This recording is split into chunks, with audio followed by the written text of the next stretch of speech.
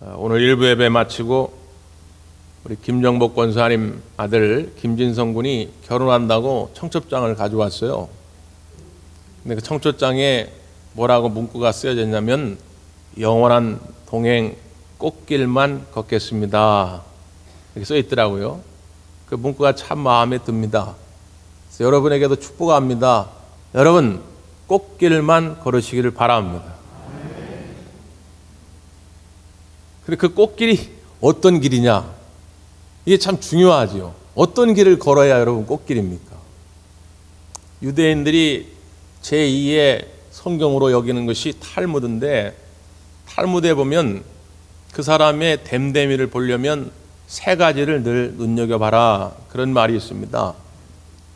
하나가 키소, 그 다음이 코소, 그 다음이 카소입니다. 발음은 비슷하지만 의미는 더 달라요. 키소는 무슨 뜻이냐면 돈주머니란 뜻입니다. 그러니까 돈을 얼마나 많이 버냐? 그건 그 사람의 됨됨이를 가늠하지 않죠. 돈을 많이 번다고 훌륭한 사람이고 못 버는 가난한 사람이라고 비천한 사람이냐? 그거 아니죠. 무슨 뜻이냐면 돈을 얼마나 버느냐는 중요하지 않은데 그 돈이 지금 어디에 쓰여지고 있느냐를 보면 그 사람의 인격, 그 사람의 됨됨이를 알 수 있다는 것입니다. 두 번째 코소라고 하는 것은 술잔이라는 뜻입니다. 다른 말로는 쾌락이라는 말로도 번역이 되는데 그 사람이 지금 무엇에 빠져 있느냐, 무엇에 삶의 쾌락, 재미를 느끼고 있느냐. 어떤 사람은 도박에 빠져 있기도 하고, 어떤 사람은 약물 중독에 빠져 있기도 하고, 어떤 사람은 성적 쾌락에 빠져 있기도 하고, 어떤 사람은 명예욕에 빠져 있기도 하고, 하여튼 뭔가 그 사람의 삶의 재미를 느끼게 하는 게 뭔가를 보면 그 사람의 됨됨이를 알 수 있다. 그리고 세 번째 카소, 이거는 노여움, 분노, 그런 뜻입니다. 그 사람이 어떤 일에 자주 분노하고 노여움을 갖느냐. 예를 들어 그것이 거룩하고 정의로운 분노라면 혹 모르겠는데 이상하게 허망한 욕심에 괜한 노여움과 분노를 갖고 있지는 않는가. 어떤 일에 분노하는가를 보면 그 사람의 됨됨이를 알 수 있다는 것이죠. 자, 여러분은 어떤 것에 여러분의 돈과 관심이 집중되어 있습니까? 무엇으로 여러분의 삶의 재미를 지금 느끼고 있습니까? 또 어떤 일에 여러분은 노여움을 품고 분노하고 계십니까? 이 삶의 기준을 우리가 갖는 것, 이 삶의 기준을 찾는 것이 참 중요한데요. 제가 예전에도 몇 번 말씀드렸는데 옛날 시골에 학교에서, 초등학교에서 겨울에 그냥 눈이 수북하게 쌓이는 거예요.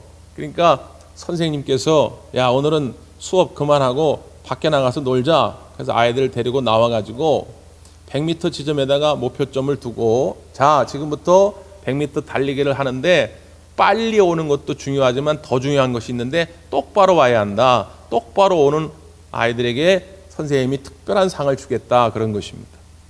그래서 준비 출발 딱 그랬는데 어떤 아이는 다른 친구들이 똑바로 가나 안 가나 보려고 고개를 흔들면서 확인하면서 뛰고, 어떤 아이는 내가 걸어온 길이 똑바로 안 나 궁금하니까 자꾸 뒤를 보면서 확인하면서 뛰고, 어떤 아이는 선생님이 지정해준 목표를 향해서 그냥 내달립니다. 자, 여러분 생각하실 때 어떤 아이가 100m를 다 달리고 끝나고 난 다음에 가장 똑바로 왔을까요? 어떤 학생이 가장 똑바로 달렸을 것 같습니까? 그렇죠. 목표를 향해 달려온 학생이 가장 똑바로 달렸더라는 거예요. 좌우로 확인하면서 뛰거나 뒤를 자꾸 바라보며 뛰는 아이는 제대로 똑바로 갈 수가 없더라는 것이죠. 우리의 인생도 마찬가지입니다. 우리의 목표를 바라보고 그냥 그 목표를 향해 내달릴 때에 나중에 우리의 인생을 다 마치고 내 인생을 정리할 때 보면 아, 그래도 내가 똑바로 잘 살았구나. 키소, 코소, 카소, 나의 삶의 목적을 잘 두었구나. 아, 내가 정말 꽃길만 잘 걸어왔구나. 이걸 고백하게 된다는 거예요. 그럼 그 목표가 목표가 무엇이냐는 것입니다. 저는 확신하건대 그 목표는 오직 우리 주 예수 그리스도 한 분인 줄 믿습니다. 그 예수님께 우리의 삶의 목표를 맞춰놓고 거기에 우리의 재정의 씀씀이가 집중되고 거기에 우리의 삶의 재미, 삶의 목적이 집중되어질 때에 오늘 우리의 삶은 자연스레 바른 길로 가게 되더라 그 말이죠. 그래서 예수님께서는 오늘도 우리에게 명령하시는 것입니다. 나를 따르라. 다른 거 바라보지 말고 나를 따르라 명령하시는 것입니다. 오늘 이 시간에 여러분에게 주님이 다시 한번 명령하실 때 나를 따르라는 이 명령 앞에 순종할 수 있기를 간절히 바랍니다. 그 명령 앞에 순종해서 결국 자기의 인생을 비참한 길에서, 제약된 길에서, 멸망의 길에서 행복의 길로, 영생의 길로, 꽃길로 바꾼 사람, 그 사람이 오늘 본문에 등장하는 레위라는 사람입니다. 자, 예수님이 이 레위라는 사람에게 명령합니다. 우리 본문 한번 확인하죠. 27절, 28절입니다. 시작.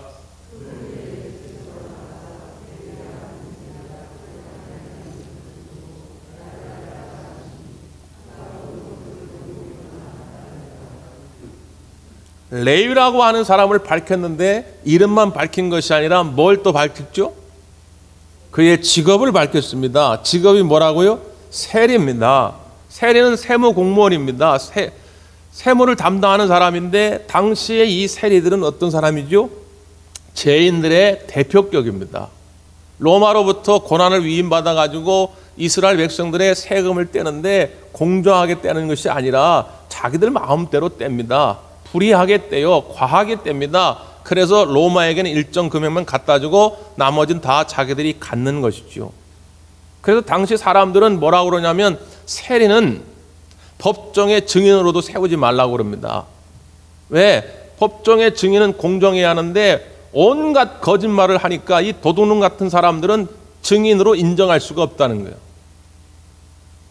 해당해서 예배를 드릴 때에 헌금위원으로 절대로 세우지 말라고 그럽니다. 오늘 여기 우리 이렇게 아름다운 우리 집사님 원사님들이 헌금위원으로 세워지는데, 아니 이 헌금위원을 세워놨더니 헌금을 돌리는 척 하면서 빼가는 거예요. 그러니까 이 세리들을 믿을 수가 없다는 거예요. 이게 도둑 같은 심보를 가지고 있는 세리들은 절대로 헌금위원을 세우지 말라, 이렇게까지 말합니다.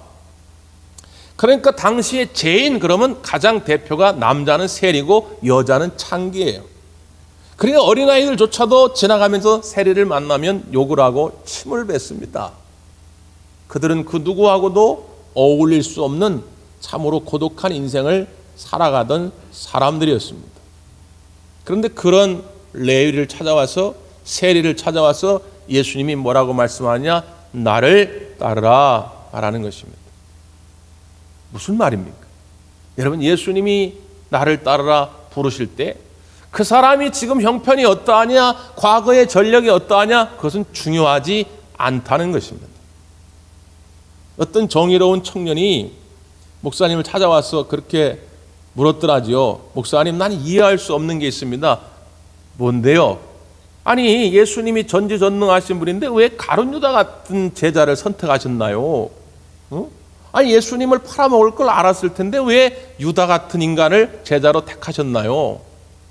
이 목사님이 대답하기를, 나는 그건 잘 모르겠는데 내가 더 궁금한 것이 하나 있는데 나 같은 사람을 왜 예수님이 택하셨는지를 나는 지금도 모르겠다.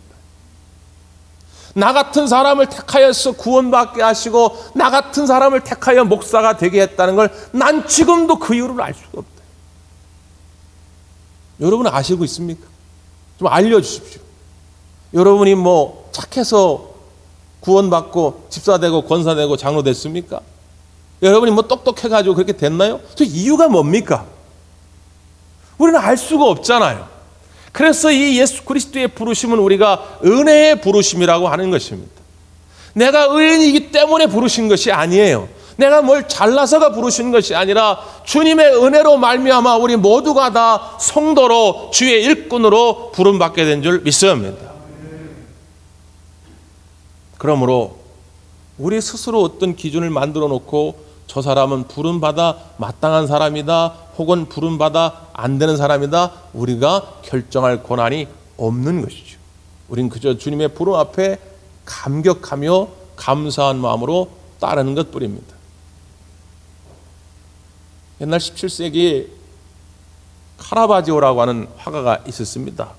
현대 미술까지도 큰 영향을 미친 화가인데, 그가 쓴 기법이 테네브리즘이라고 하는 기법인데, 저도 이번에 알게 됐는데 그게 뭐냐면 빛과 어두움을 대비시켜서 그가 말하고자 하는 주제를 선포하는 것입니다.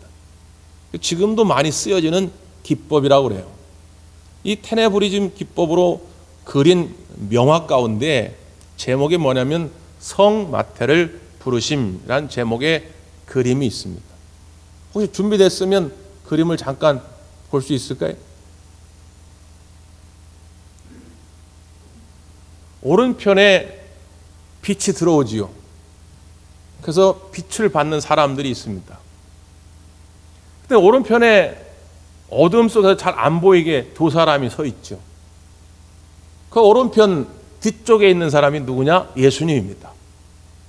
그리고 오른편 앞쪽에 있는 사람이 누구냐? 베드로입니다. 왼쪽에 5사람이 있죠. 이 사람들이 누구냐? 세관에 앉아있는 사람들입니다. 맨 끝에 있는 젊은이는 여전히 세관에 돈을 세고 있죠. 고개를 숙이고. 그 5명 중에 오른쪽 앉아있는 사람은 칼을 차고 있죠. 권력을 가지고 있는 사람을 상징하죠. 또 이렇게 중간에 보면 아주 귀공자 스타일 멋진 사람이 있죠. 그리고 가운데 약간 머리가 좀 벗겨진 듯한 사람이 자기를 이렇게 가리키고 있죠. 그 사람이 누굴까요? 네, 그 사람이 레위입니다. 저 그림이 보여주고자 하는 여러 가지 메시지가 있어요. 자, 먼저 이 왼쪽에 앉아있는 5사람을 보여줄 때 저 사람들 다 당시에 최대의 트렌드, 아주 유행하는 옷을 입고 있습니다. 옷도 아주 멋있죠. 그걸 대비시키면서 약간 오른쪽 어두침침하게 지금 예수님을 따라온 제자 베드로는 어떻습니까? 아주 추레합니다. 일부러 그렇게 그린 거예요. 아주 옷이 허름합니다. 그리고 왼쪽에는 환한 빛으로 묘사를 했는데 오히려 오른쪽은 어두컴컴하게 묘사를 한 것이죠. 무슨 말이냐? 지금 예수님을 따르는 길은 그렇게 쉬운 길은 아니라는 겁니다. 저 사람들은 지금 돈이 많아요. 세관 공무원들이기 때문에 온갖 불의한 방법을 써서 자기 배를 불린 사람들이기 때문에 좋은 옷을 입고 좋은 음식을 먹습니다. 그냥 세상적인 기준으로 보면 저 사람들의 길이 꽃길일지 모릅니다. 그런데 갑자기 누추한 모습을 가지고, 그림 계속 보여주세요. 누추한 모습을 하고 두 사람이 찾아와서는 손을 내밀면서 나를 따르라 이렇게 말하는 것입니다. 쉽지 않죠. 그런데 그 가운데 한 사람이 저 말입니까? 그러면서 예수님을 따르게 돼요. 중요한 저 그림을 통한 작가의 메시지 의도가 있습니다. 그건 뭐냐? 예수님이 마태를 부를 때, 이 레위를 부를 때에 조용히 찾아가가지고 야 레위야 나를 따르라 이렇게 하지 않으셨다는 거예요. 5사람이 모여있는 곳에, 몇 사람이 있는지는 알 수 없지만 많은 사람이 있는 곳에 가서 예수님은 공개적으로 부르셨다는 거예요. 너는 나를 따르라. 일부러 저 손가락이 자세히 보면 레위를 가리키는 것 같기도 하고 또 자세히 보면 다른 어떤 사람을 가리키는 것처럼 작가는 의도성을 가지고 그렸습니다. 그런데 그 가운데 응답한 사람은 레위밖에 없다는 거예요. 자, 됐습니다. 지금도 저 상황은 우리에게 벌어지는 것입니다. 우리 예수님은 지금도 우리에게 찾아오셔서 너는 나를 따르라, 너는 나를 따르라 계속 부르시는데, 공개적으로 부르시는데 그 주님의 부르심에 아멘, 주님 제가 여기 있사오니 나를 사용하여 주옵소서, 따르는 사람들은 많지 않더라는 것이죠. 여러분은 어떻게 하시겠습니까? 부디 바라기는 우리 대광 가족들은 구름같이 바람 따라 왔다 갔다 하는 그런 사람들이 아니라 오직 예수님만 바라보고 예수님을 따르는 참된 제자들이 되어지기를 간절히 바랍니다. 나는 정말 예수님을 잘 따르고 있는가? 나는 정말 그리스도의 제자된 삶을 살아가고 있는가? 무엇을 보고 우리가 그것을 평가할 수 있겠습니까? 자, 그 다음 말씀을 보면 그 기준이 하나 등장하는데요. 29절 한번 보십시오. 29절 시작.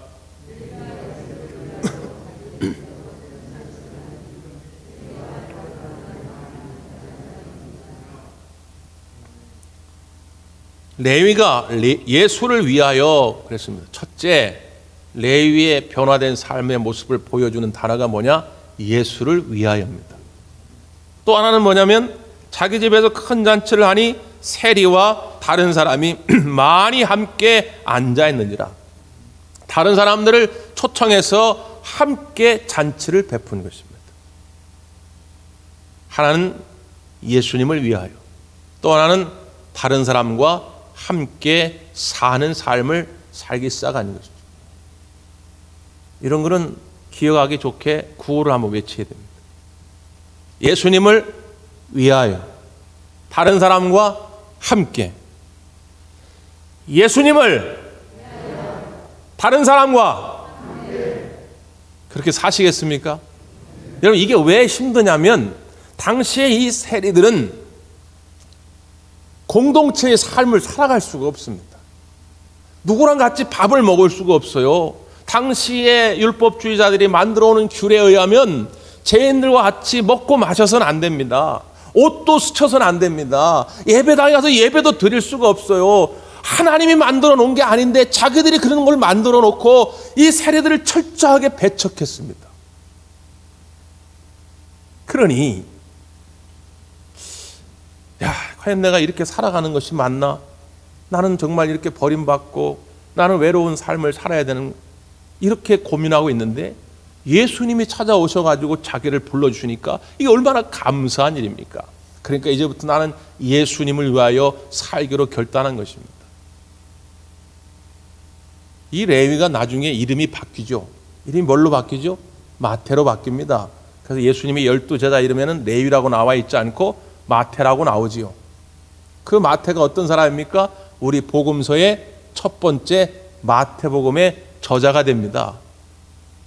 그러니까 이 레위는 나중에 예수님을 믿고 그의 이름을 마태로 바꿔서 마태란 이름으로 제자의 삶을 살고 예수 그리스도의 행적을 복음서로 기록합니다.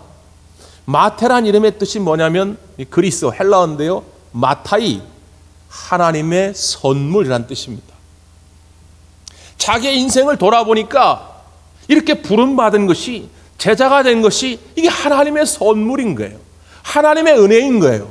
그러니까 모든 것이 달라 보이기 시작하는 것입니다. 그러니까 다른 사람도 초청하는 거예요. 이전에는 자기 배만 불리려고 했죠. 욕심만 채우려고 온갖 불의한 방법으로 돈을 뜯어냈는데 나는 이제 그렇게 살지 않으련다. 이제는 다른 사람과 함께 더불어 그들을 섬기는 삶을 살기로 작정한 것입니다. 그것이 예수님을 위하여 사는 것입니다. 예수님을 위하여 산다고 말은 하면서 여전히 자기 욕심의 테두리 안에 머물러 있다면 그건 앞뒤가 안 맞는 말이더라, 그 말이죠. 사랑하는 성도 여러분, 오늘 여기 같이 초청한 사람들이 누굽니까? 서기관과 바리새인들이 예수님과 그의 일행을 비판하면서 아니 너희들은 왜 세리와 죄인들과 먹고 마시기를 즐겨하느냐 이렇게 말합니다. 그러니까 여기 모인 사람들이 주로 누구냐? 세리와 죄인들인 것이죠. 이 레위는 그 친구들, 그 이웃들을 본 것입니다. 자기처럼 외로운 인생이라고 하는 걸 본 거예요. 누구한테도 환영받지 못하는 인생. 그래서 그들을 예수님께로 데리고 오면 예수님과 같이 교제하면서 예수님을 만나기만 하면 그들도 나처럼 인생이 바뀔 거라고 하는 걸 확신하고 그들을 초청하는 것입니다. 여러분, 예수님을 위하여 사는 사람은 어떤 사람이냐? 나만 예수님을 따르는 것이 아니라 다른 사람들도 예수님을 따를 수 있도록 초청하는 사람들이 예수님 위하여 사는 사람들입니다. 여전히 예수님을 만나지 못하고 인생의 고독감 속에 다른 험한 것에 자기의 관심을 빼앗기고 살아가는 사람들이 많더라고 하는 것이죠. 오늘 그들에게 여러분 구원의 손을 내밀 수 있기를 간절히 바랍니다. 여러분처럼 아멘하고 다 그렇게 따르면 좋겠는데 다 그렇지가 않죠. 그 다음 절에 서기관과 바리새인들이 뭐라고 합니까? 너희들은 왜 세리와 죄인들과 먹고 마시기를 좋아하느냐? 또 이렇게 비방합니다. 그랬더니 예수님이 이렇게 대답하시죠. 자, 성경 31절 32절 말씀입니다. 시작.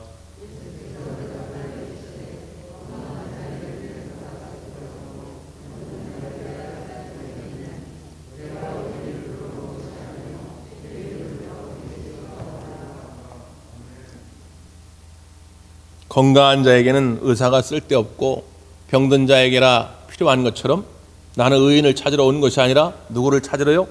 죄인을 찾아 해결시키러 왔노라. 그래서 여러분, 저희도 우리 모두도 구원받은 거예요. 예수님이 의인을 찾으러 왔다면 아마 제가 100% 확신하건대 저를 비롯한 여기 있는 모든 사람들, 여기 앉아있을 사람 한 사람도 없습니다. 여러분이 무슨 의를 가지고 하나님의 기준에 합격점을 받겠어요? 제가 무슨 자격으로 여기서 목사로서 설교하겠습니까? 우린 다 여기 앉아있을 자격이 없지만 예수님이 의인을 찾으러 온 것이 아니라 죄인을 찾으러 오셨기 때문에 우리가 예수님 만나서 구원받고 의인된 줄 믿습니다. 그런데도 이 서기관과 바리새인들은 깨닫지를 못하는 거예요. 그러니까 예수님이 재밌는 비유 두 가지를 들게 되지요. 자, 그 뒤에 36절입니다. 먼저 36절 시작.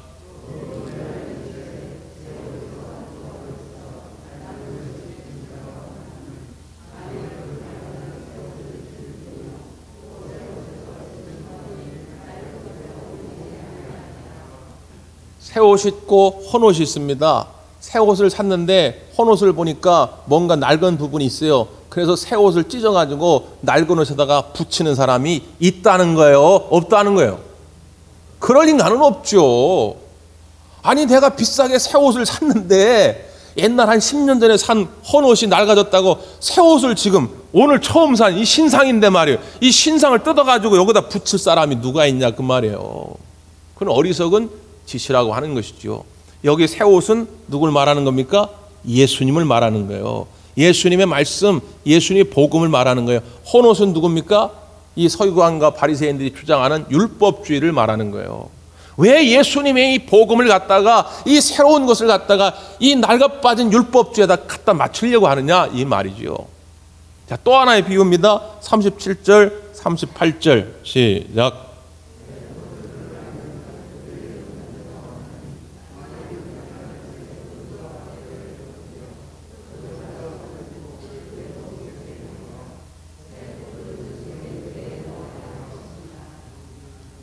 옛날에는 플라스틱 용기나 비닐봉지가 없었으니까 옛날에는 물과 포도주 같은 걸 담으려면 가죽 부대를 썼거든요. 근데 물은 괜찮은데 포도주 같은 경우는 가죽 부대에 담았을 때 이게 오래돼가지고 낡으면 포도주가 시간이 지나면서 발효를 하잖아요. 가스를 분출합니다. 이게 팽창되거든요. 그럼 오랜 낡은 부대는 터져버립니다. 그러니까 새로 닮은 포도주는 항상 어떻게 되냐? 새 부대에다 담아야 돼요. 그래야 포도주도 보존할 수 있고 부대도 지킬 수가 있는 거죠. 그래서 새 술은 새 부대에 담으라는 거예요. 여기서 말하는 새로운 포도주는 누굴 말하는 거라고요? 예수님의 복음을 말하는 거예요. 예수님 그 자체를 말하는 거예요. 낡은 가죽 부대는요, 바로 율법주의를 말하는 것이죠. 그러니까 무슨 말이냐? 오늘 우리가 예수님을 내 안에 모시게 되면 우리는 완전히 새로운 피조물, 새로운 인생이 되었다는 거예요. 내 가치관도, 내 세계관도, 내 성격과 기질도 다 새로운 그 예수님께 맞춰야 한다는 거예요. 예수 믿고 났는데도 여전히 왕년 타령, 옛날 타령 말이죠. 나는 원래 그래. 이건 안 맞는다 그 말이에요. 여러분, 예수님을 모셔드렸거든 이제는 예수님께 맞춰 가시기를 간절히 바랍니다. 그게 예수님을 따라가는 거죠. 아까 우리 불렀던 찬송, 나 이제 주님의 새 생명 얻은 몸, 옛것은 지나고 새 사람 되도다. 이온 목사님이 작시하신 것이거든요. 우리 감리교 목사님인데, 이온 목사님이 1957년도에 감리교 대전 신학교에 교장으로 부임하셔가지고 그 신학교를 아주 큰 대학으로 발전시키죠. 그래서 이온 목사님의 호가 목원인데 나중에 그 대학 이름을 목원대학으로 이렇게 바꿉니다. 그분이 1930년도에 이용도 목사님의 부흥에 참석했다 은혜를 받아요. 1932년도에 감리교 신학교에 입학을 합니다. 입학을 하면서 이용도 목사님에게 쓴 편지가 지금도 전해져 내려오고 있어요. 그 중간에 내용을 잠깐만 소개하면, 저도 주님을 위하여 몸바치기를 원합니다. 평안과 영광과 칭찬을 요구하지 않사오며 주께서 지고 가는 십자가를 요구합니다. 골고다까지라도 가기를 원합니다. 옛 성도들이 졌던 십자가, 지금 목사님이 지신 그 십자가를 저도 지려고 합니다. 오로지 저도 주님을 위하여 몸바치렵니다.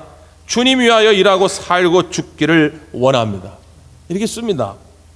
신학교를 졸업하고 목회를 하고자 하는데 이 결단대로 잘 안 되죠. 왜? 일제강점기에 온갖 박해가 있습니다. 그 많은 고초를 겪어요. 나중에 미국으로 유학을 갑니다. 유학을 갔는데 1950년도에 6.25 한국전쟁이 일어난 소식을 듣습니다. 이북의 교회들이 황폐화됩니다. 이남도 위태위태합니다. 그 환란에 빠진 조국을 보면서 1950년도에 이온 목사님이 새롭게 작사한 찬송이 있습니다. 그게 뭐냐? 푸른 바다 나선이 몸입니다. 1절만 같이 해볼까요? 푸른 바다 나선이 몸 어디든지 가오리다. 괴로우나 즐거우나 주만 따라가오리니 어느 누가 막으리까. 죽음인들 막으리까. 어느 누가 막으리까. 죽음인들 막으리까. 이게 원래 신학교 교가였습니다. 나중에 60년대 우리 찬송가에 실려가지고 우리 한국교회 성도들이 참 좋아하는 결단의 찬송이 됐죠. 괴로우나 즐거우나 주만 따라 가려라. 주를 따르는 길이 꽃길입니다. 주를 따르는 길이 영생의 길입니다. 주를 따르는 길이 축복의 길입니다. 이 마음 변치 마시고 끝까지 주님만 따라가는 여러분 되시기를 간절히 바랍니다. 기도하겠습니다.